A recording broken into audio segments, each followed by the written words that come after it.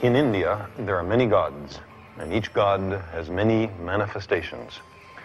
These Chola bronzes cast in the 11th century include several different incarnations of the god Shiva, seen here at his wedding.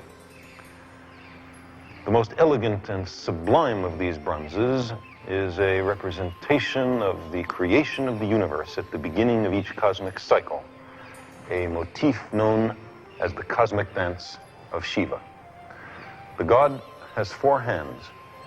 In the upper right hand is a drum whose sound is the sound of creation.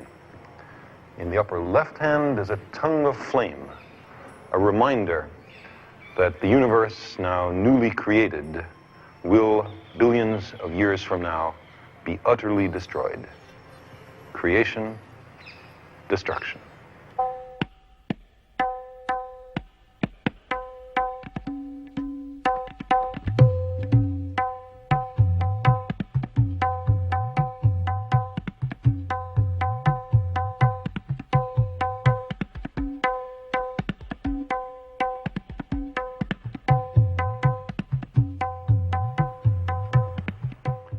పద్మవ్యూహాన్ని సృష్టించిన సృష్టికర్త, పాండవులకు కౌరవులకు విద్యలు నేర్పించిన గొప్ప గురువు ద్రోణాచార్యుడు. ద్రోణాచార్యుడు ఎవరు, ఆయన ఎందుకని అంత గ్రేట్ అండ్ పవర్ఫుల్లో మనం ఈ వీడియోలో తెలుసుకుందాం. మేము వీడియోస్ లేటుగా అప్లోడ్ చేసినా కూడా మీరు మాకు ఇస్తున్న ఈ సపోర్ట్కి చాలా థ్యాంక్స్. ఇక ఆలస్యం చేయకుండా మన వీడియోలోకి వెళ్ళిపోదాం. Hello everyone, this is Sivadattu and welcome to our Swayam Kalpanalu YouTube channel.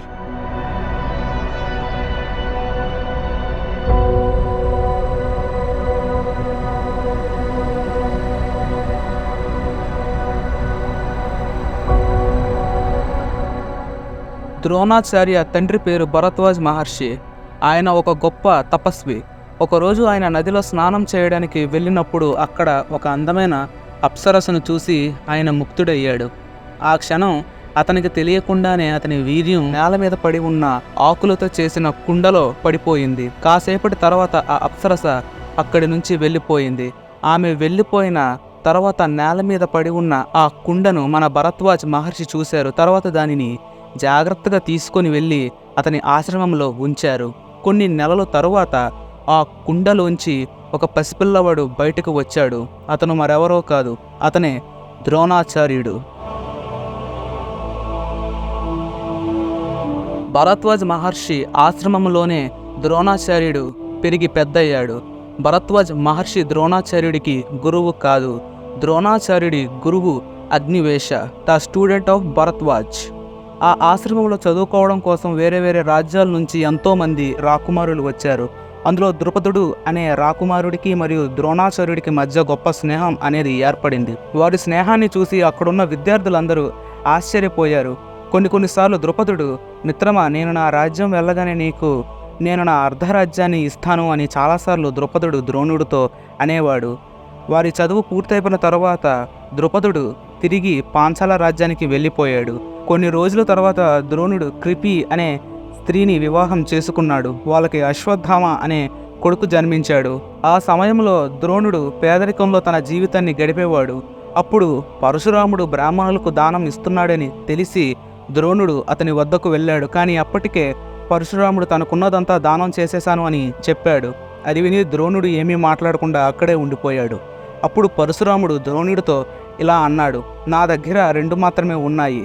ఒకటి నా శరీరం అయితే రెండోది అస్త్రవిద్య. నీకు ఏది కావాలో ఎంచుకో అని పరశురాముడు చెప్పాడు. అప్పుడు ద్రోణాచార్యుడు అస్త్రవిద్యను ఎంచుకున్నాడు.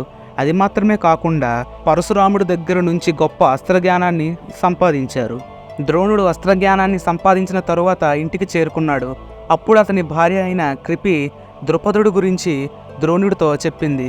మీరు ఇంకా ద్రుపద మహారాజు చిన్నప్పటి నుంచి మిత్రులు కదా, వెళ్ళి ఆయన్ని సహాయం అడగండి, ఆయన తప్పకుండా సహాయం చేస్తారు అని ఆమె సలహా ఇచ్చింది.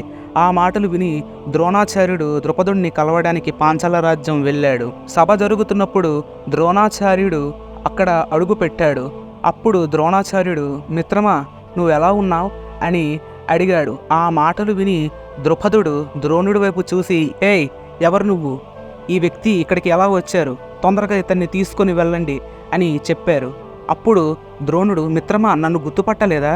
నేను మిత్రమా నీ చిన్నప్పటి మిత్రుడు ద్రోణాచార్యుణ్ణి అని చెప్పాడు. ఏంటి, నువ్వు నా మిత్రుడివా?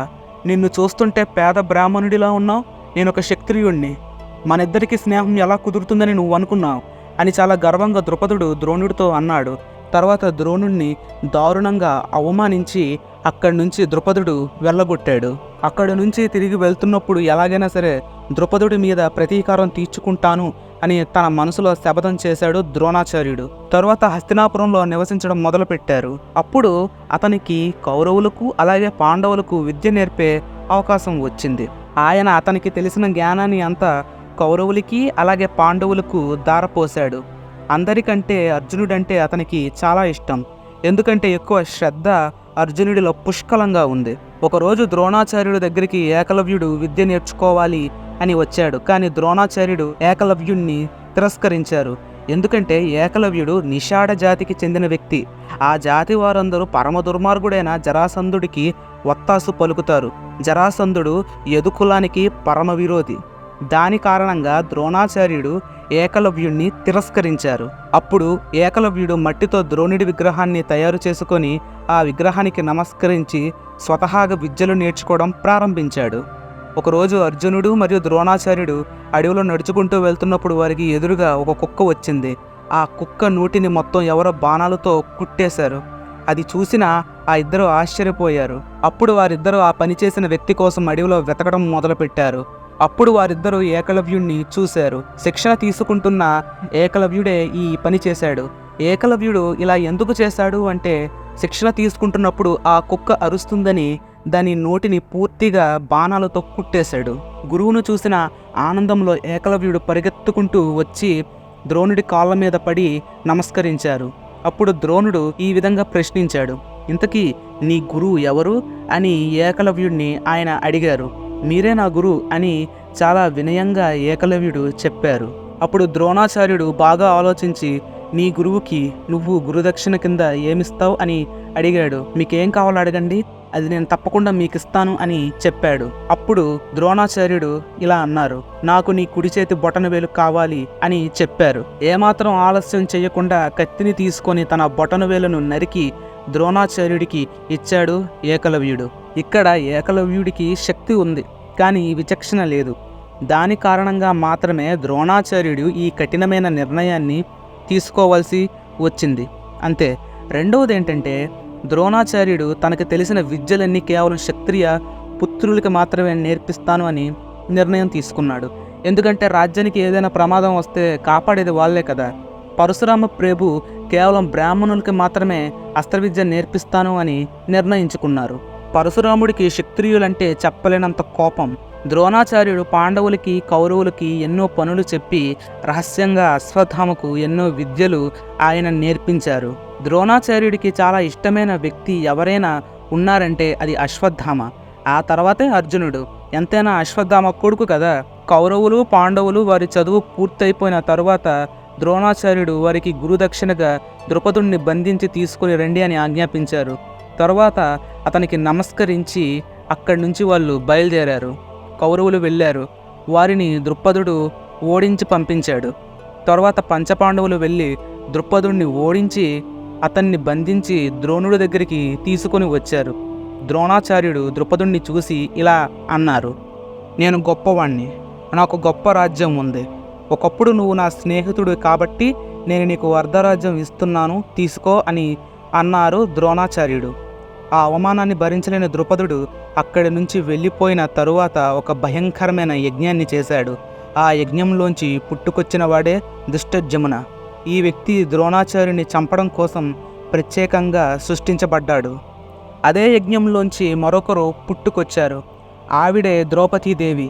ఎప్పుడైతే ద్రుపదుడు అర్జునుడి పరాక్రమం చూశాడో అతన్ని ఎలాగైనా సరే పొందాలి అని ఉద్దేశించి అర్జునుడిని వివాహం చేసుకోవడం కోసం ద్రుపదుడు ఈమెను సృష్టించాడు. ఈ వీడియో ఇక్కడితో అయిపోయింది గాయస్. రాబోయే వీడియోల్లో నేను మహాభారతంలో ఉన్న గొప్ప గొప్ప వీరుల గురించి మీకు నేను చెప్తాను. సో మీకు ఈ వీడియో నచ్చితే లైక్ చేయండి, షేర్ చేయండి, మా ఛానల్ని సబ్స్క్రైబ్ చేసుకోవడం మాత్రం మర్చిపోకండి. Thanks for watching.